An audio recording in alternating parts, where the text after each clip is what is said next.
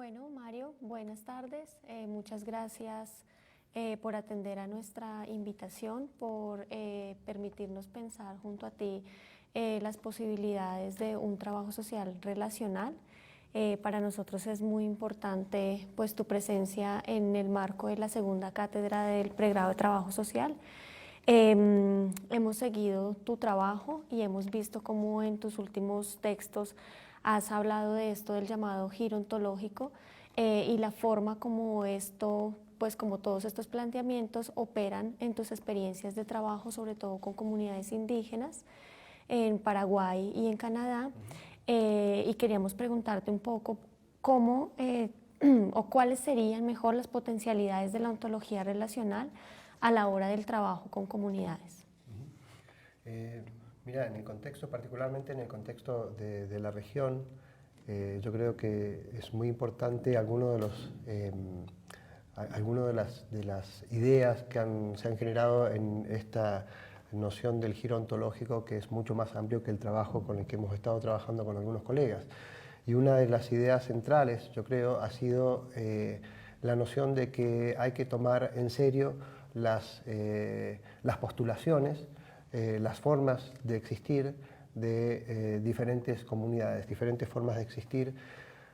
Y esto particularmente en el contexto que se ha dado en la región de los conflictos alrededor del extractivismo, donde ha habido una tendencia de muchos gobiernos de tildar aquellas protestas o reacciones populares en contra del extractivismo, particularmente aquellas que han postulado relaciones con el medio ambiente que expresan algo más allá del medio ambiente, que no son solamente recursos naturales, sino que las entidades que forman parte de un lugar son personas no humanas que forman parte de los colectivos, y entonces esas comunidades se resisten a los proyectos extractivistas no simplemente en función de queremos retener estos recursos para nosotros, sino de defender un modo de existencia.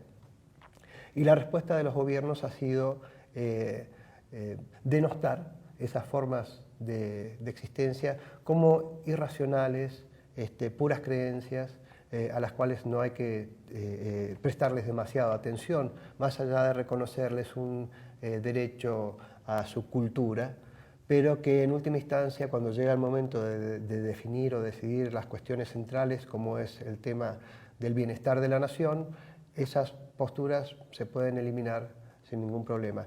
Y esto es algo que el giro ontológico plantea muy fuertemente, de que no se puede responder a las posturas que representan un modo de existir diferente tildándolo de un error o una irracionalidad o simplemente creencias. Y en ese sentido, Mario, ¿cuáles serían como los argumentos que las ontologías relacionales nos permiten a la hora de problematizar nuestra realidad? Una realidad que cada vez es más compleja, más dinámica, una realidad en donde, por ejemplo, en nuestra región tenemos unas políticas replegadas al neoliberalismo, al capitalismo, todas las lógicas, digamos, de la globalización. ¿Cómo las ontologías relacionales nos permiten un modo de problematizar esa realidad? Mira, yo creo que una de las cuestiones centrales es precisamente que todas estas lógicas de las que vos estás hablando tienden a convertir todo lo que existe en meros recursos para seres humanos, supuestamente, en general, para todos los seres humanos, pero dentro de esa misma lógica hay una serie de jerarquizaciones que terminan incluyendo a los humanos también. Entonces, a pesar de que puede haber un discurso de derechos para todos, de derechos para los ciudadanos, en las prácticas terminan habiendo algunos seres humanos que supuestamente tienen más derechos que otros seres humanos. Entonces, lo que estas ontologías relacionales nos plantean es una especie de simetría entre todos los existentes. Entonces, en ese sentido, van muy en contra de cualquier forma de existir que tiende a jerarquizar las cosas que existen, ya sean humanos o no humanos, o cualquier categoría. Desde ese punto de vista yo creo que la existencia o las movilizaciones que se hacen en función de estas ontologías relacionales presentan una crítica más profunda y más generalizada que simplemente el hecho puntual por ahí de resistirse a un proyecto extractivista en un lugar puntual. Y yo creo que precisamente la violencia con que se ataca a este tipo de movilizaciones tiene que ver con una percepción por parte de los aparatos estatales y del capitalismo, de las corporaciones, de que acá hay una lógica distinta que realmente desafía las lógicas que fundan este otro tipo de prácticas del Estado, de las corporaciones, etcétera, etcétera. Uh-huh. En uno de los últimos trabajos de Mario está muy presente la discusión entre lo común, lo comunitario, como una forma, digamos, de vincularse y desde la relacionalidad potenciar estas luchas de las que tú nos estás hablando. En ese sentido, ¿cómo desde lo cotidiano podemos registrar esas potencialidades del vincularnos con otros y de encontrar sentidos comunes? Bueno, yo creo que eso es uno de los temas más difíciles en un punto, porque lo que sucede es que tenemos una lógica que tiende a descomunalizar, a individualizar. Yo creo que Arturo Escobar, quien estuvo el año pasado con ustedes, también pensando esto, lo ha señalado muy bien, ¿no? Tenemos una maquinaria, si se quiere, de generar un mundo único, y dentro de ese mundo único tiende a descomunalizar y a individualizar y a fraccionar, a fragmentar todo lo que existe. Y entonces es muy difícil a veces verlo en lo cotidiano, esto de lo comunal. O sea, es mucho más fácil por ahí verlo en un espacio rural, donde las comunidades ya están más o menos formadas, donde hay hasta a veces reconocimiento del Estado, de la existencia de comunidades, y se va volviendo mucho más difícil en lo cotidiano, particularmente en los espacios urbanos, decir dónde está lo comunal en el espacio urbano.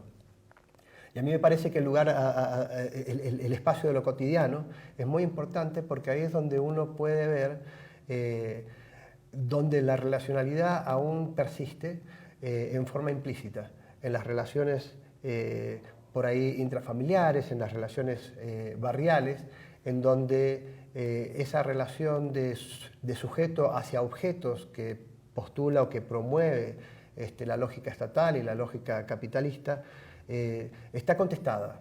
Está contestada en el sentido de que todavía persisten relaciones, entramados de relaciones en los cuales de mutualismo, de ayuda mutua, de consideración, de cuidado, que para mí son los espacios en donde la relacionalidad aún está operando en medio de estas lógicas dominantes, ¿no? Y la cuestión es precisamente tener la capacidad o desarrollar, yo lo llamo cultivar la disposición, que sería como preparar nuestros anteojos para poder captar eso que muchas veces se pierde, como si no hubiera nada más que estas relaciones contractuales que permanentemente nos están proponiendo, que nos relacionemos unos a otros como contratos, como productores, y se pierde de vista todo otro tipo de relación que sin embargo están ahí. Y esas relaciones que están ahí operando me parece que son tal vez la base potencial desde donde proyectar y expandir estas lógicas relacionales y comunales diferentes. Y en esa misma lógica, digamos, en esa idea de afinar un poco la vista para registrar aquello que no es tan fácil de registrar, aparece esa posibilidad que en uno de tus trabajos tú llamas como abrir la grieta por donde empezar a penetrar lo que la modernidad nos muestra como impenetrable.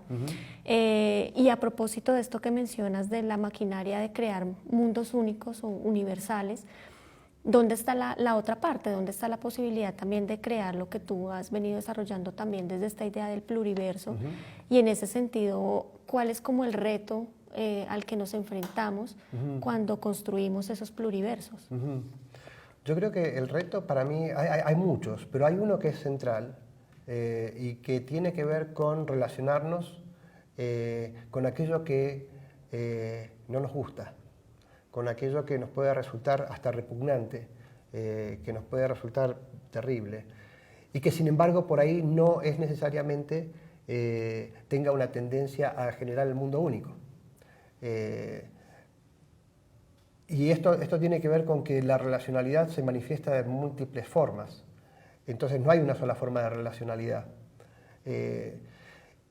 Y si nosotros queremos contrarrestar una lógica que tiende a ser mundo único, no podemos contrarrestar esa lógica regenerándola a partir de decir, bueno, no, en realidad la lógica tendría que ser esta que yo describo y entonces todos tienen que ser como yo lo propongo. Y el desafío precisamente está en relacionarse con aquello que a uno no le gusta. Y entonces la pregunta ahí pasa a ser, ¿puedo vivir con esta diferencia? No significa que uno tenga que vivir y tenga que encontrar la forma de coexistir con toda diferencia, porque hay algunas diferencias que tal vez nos implican el dejar de ser lo que somos. Y a veces uno por ahí esté dispuesto a dejar de ser un poquito lo que es, de forma tal de poder coexistir con otro diferente. En otros casos puede ser que no, o sea, no hay garantías para esto. Pero el desafío es precisamente que si no hacemos eso, si no aprendemos a relacionarnos con aquello con lo que podemos no estar de acuerdo y profundamente no estar de acuerdo, no vamos a romper con esa lógica homogenizante y universalizante contra la que queremos pelear. Claro, y creo que ahí es donde está justo la esencia, ¿no? Como pasar un poco el lado de lo discursivo, un poco la retórica, que me parece que por momentos se esencializa también la idea de la diferencia, de lo diverso, y es como lo ponemos en el plano de la práctica, desde una ética de la diferencia más bien. Mario, para nosotros fue muy importante tu visita a la Universidad Central, tu visita al pregrado de Trabajo Social, nos sigue enriqueciendo nuestras discusiones, bueno, y nos anima también a seguir pensando esta idea de un mundo donde quepan muchos mundos, estas ideas de por qué no un trabajo social relacional, un trabajo social pluriversal también. Muchas gracias por acoger nuestra invitación. Gracias a ustedes por invitarme. Bueno.